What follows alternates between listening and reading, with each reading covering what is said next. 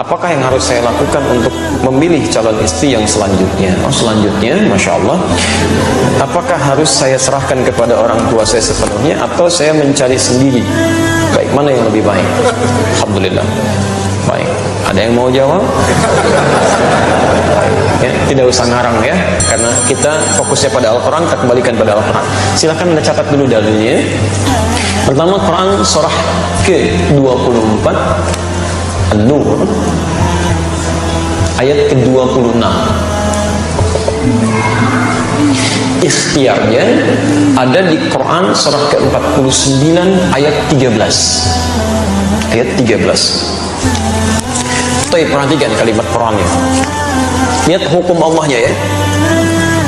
Al-khabithatu lil-khabithina wal-khabithuna lil-khabithati wat-tayyibatu lit-tayyibina wat-tayyibuna lit-tayyibat. Perhatikan hukumnya. Dalam hal berkehidupan itu kata Allah, maka dipasangkan yang buruk ketemu yang buruk lagi. Sebaliknya yang baik ketemu dengan yang baik lagi. Bila Anda laki-laki yang baik, maka Anda pun akan dipertemukan dengan perempuan yang baik. Tapi jika Anda laki-laki yang tidak baik, maka insting Anda pun akan membimbing bertemu dengan yang tidak baik lagi. Dan fitrah Anda pun seketika akan menolak. Silakan. Ya, misal, mohon maaf ya, Anda punya perilaku buruk dijodohkan misalnya dengan orang-orang yang soleha, yang baik, itu secara fitrah hidupnya dia sulit untuk menerima tuh. Ya, hati kecilnya ada penolakan dalam jiwanya. Di baik akan ketemu baik, jelek akan ketemu jelek. Maka kalau Anda ingin menemukan pasangan yang baik, maka jadilah orang baik. Dekati Allah. Maka Allah akan tunjukkan pada yang terbaik menurut Allah untuk jadi pasangan Anda dalam kehidupan. Masya Allah. Barangkali satu kali Andanya baik, lawan belum baik, maka diarahkan pada yang lebih baik lagi. Dua kali bahasa manusia gagal, tapi mungkin menurut Allah saking baiknya Anda ditunda sampai Anda menemukan yang terbaik sesuai dengan kebaikan Anda. Ya, Masya Allah. Bagaimana cara mencarinya? Jangan diam. Jangan diam, gak usah bikin status. Memang saya mungkin baik menurut Allah. Enggak ada belum gitu. Ya, jadi kalau Anda sudah merasakan baik dalam kebaikan yang tidak perlu Anda sampaikan, maka ikhtiar kata Quran, tetap mencari. Ya, awas, jodoh itu takdir, bukan qadar. Beda antara qadar dengan takdir. Kalau qadar itu ketetapan Allah yang dikukuhkan sebelum kita lahir dan tidak akan berubah sampai meninggal.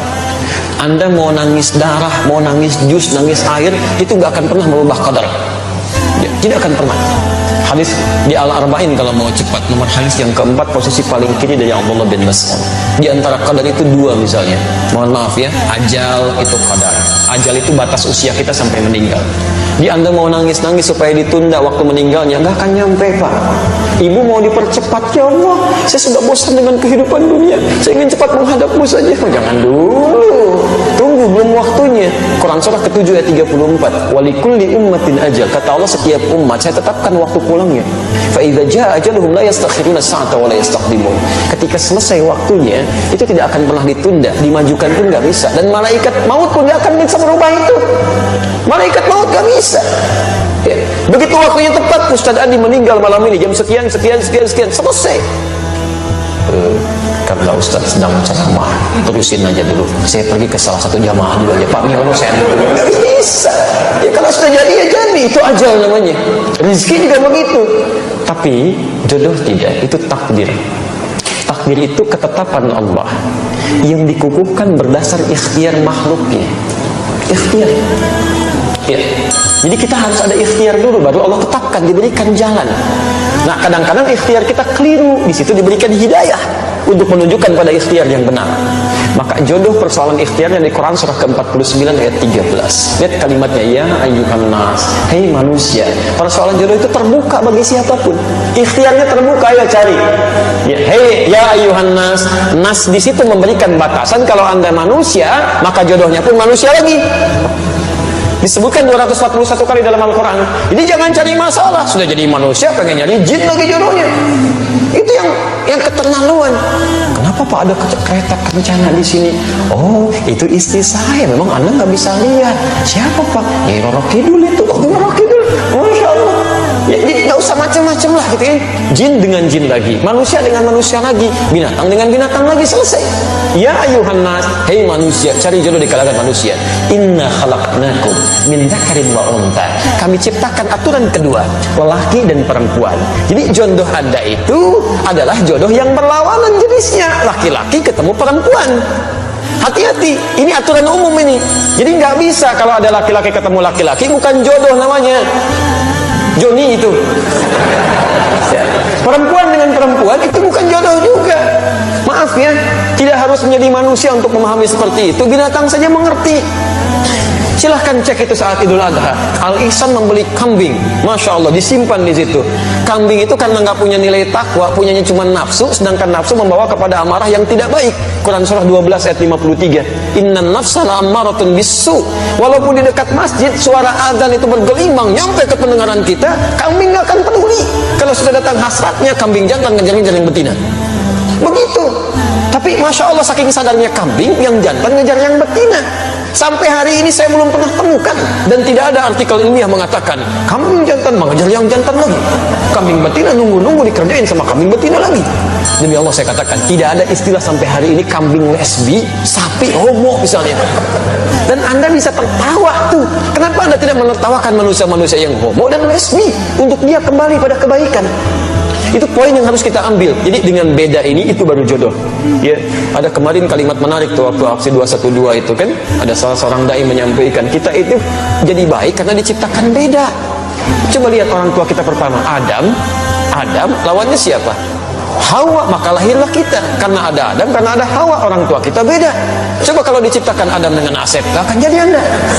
Ya, Hawa dengan Siti, jadi Siti Hawa, cuma dua itu aja gak akan nyambung. Jelas ya? Nah, ketika Anda merasa beda, cari pasangannya. Di mana? Syu'uba wa qabaila. Syu'uba, cari tempat yang beda-beda komunitasnya. Masya Allah, beda RT.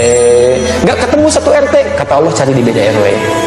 Gak ketemu satu RW, kelurahan masih ada, kecamatan terbentang, kabupaten cukup luas, masya Allah. Gak ketemu, mungkin jodoh Anda bukan di provinsi ini, cari provinsi lain. Gak ketemu, saking hebatnya Anda, jodoh Anda bukan orang Indonesia, mungkin orang Malaysia. Gak ketemu, mungkin orang Afrika, cari itu sampai ke ujung bumi, masih ada. Bahkan waqabail, mungkin RT-nya sama, tapi sukunya mungkin beda. Kamu nyari di suku ini, kata Allah bukan yang ini jodoh kamu, mungkin cari di yang lain, cari sampai dengan ketemu. Masa iya semuka bumi nggak ada yang cocok dengan Anda? Kalau nggak cocok, mungkin bidadari jodoh Anda itu ya. Tunggu itu sampai dengan kebaikan-kebaikan tercipta. Insya Allah diberikan kebaikan-kebaikan sepanjang ada ikhtiar di situ. Tapi ingat, aturan ikhtiar itu diikat dengan nilai terakhir. Inna akramakum indallahi atqakum. Yang terbaik di sisi Allah bukan yang menghadirkan suasana mencari jodoh dengan cara yang buruk, tapi dengan cara yang takwa. Ta'aruf itu, kenali dengan baik, lihat batas-batas agama, jangan langgar itu. Ada setan itu, hati-hati. Setan hati-hati.